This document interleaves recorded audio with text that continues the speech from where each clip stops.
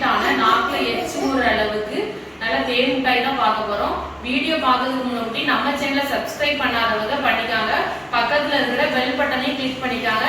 All கொடுத்துக்கோங்க. அப்பதான் நாங்க போடுற ஒவ்வொரு வீடியோவும் உங்களுக்கு நோட்டிபிகேஷன் ஆகும். வாங்க வீடியோக்குள்ள போகலாம். வாங்க தேன் மிட்டாய் செய்யலாம். தேன் மிட்டாய் செய்யறதுக்கு ஃபர்ஸ்ட் மாவு எல்லாமே மிக்ஸ் பண்ணிக்கலாம். 1 கப் மைதா மாவு எடுத்துருக்கேன். அதை பாத்திரத்துல சேர்த்துக்கலாம். 2 டீஸ்பூன் சீனி சேர்த்துக்கலாம். 1/4 டீஸ்பூன் உப்பு, கொஞ்சம்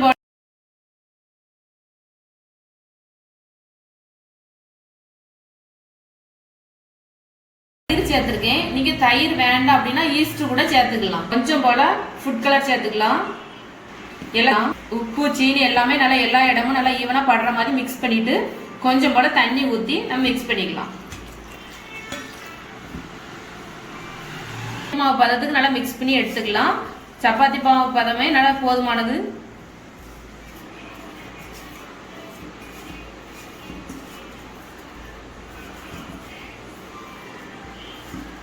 பாருங்க நல்லா இந்த மாதிரி நல்லா மிக்ஸ் பண்ணி நல்லா விரைச்சி எடுத்துக்கலாம்.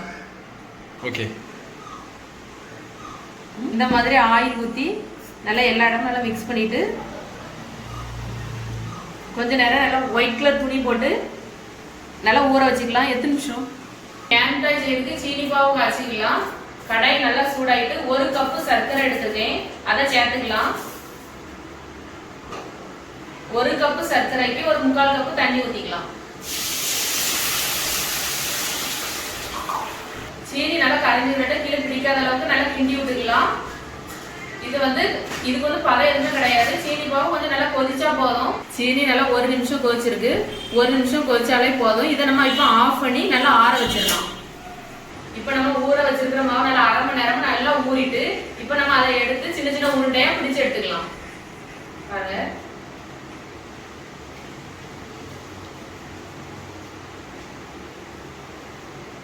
இந்த மாதிரி உருண்டை பிடிச்சிக்கலாம். உங்களுக்கு இதோட சின்னதா வேணாலும் பிடிச்சிக்காங்க, இதோட பெருசா வேணாலும் பிடிச்சிக்காங்க. பாருங்க, இந்த மாதிரி நல்லா உருண்டை பிடிச்சு வச்சுக்கலாம். 1 கப்பு மாவுக்கு நல்லா 30 பீஸ் உருண்டை கிடைச்சிருக்கு. இப்ப பிடிச்சு வச்சிருக்கிற உருண்டைகள்லாம் பொரிக்கிறதுக்கு ஆயில் சூடாகிட்டு இருக்கு. நல்லா சூடானதுக்கு அப்புறம் நம்ம பொரிச்சு எடுத்துக்கலாம். இப்ப நம்ம ஒவ்வொரு உருண்டையை போட்டு பொரிச்சு எடுத்துக்கலாம்.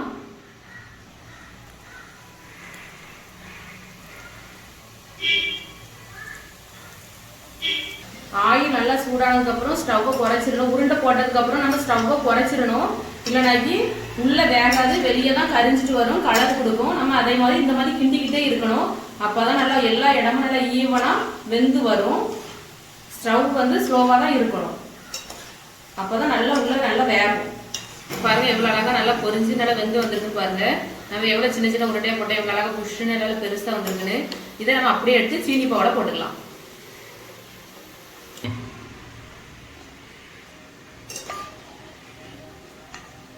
பாருங்க, சீனி பாலை போட்டதுக்கு அப்புறம் நல்லா மிக்ஸ் பண்ணி விட்டுக்கலாம். ஒரு 5 நிமிஷம் ஆகட்டும். நல்லா ஊறி நல்லா புஷ்ஷுன்னு வந்துடும். நல்லா மிக்ஸ் பண்ணி விடுவோம். சீனி பாவை எல்லாம் நல்லா எல்லா உருண்டைகளுக்கும் ஈவனா படுற மாதிரி நல்லா மிக்ஸ் பண்ணி விடுவோம். பாருங்க, சீனி பாவோட போட்டோம் எவ்வளவு அழகா ஊறி நல்லா அழகா வந்திருக்கு. நல்லா ஊறிட்டு இப்போ நம்ம வேற ஒரு பாத்திரத்துக்கு மாத்திக்கலாம். பாருங்க எவ்வளவு அழகா ஊறி இருக்குன்னு. அடி சீரை அழகா இறங்குது.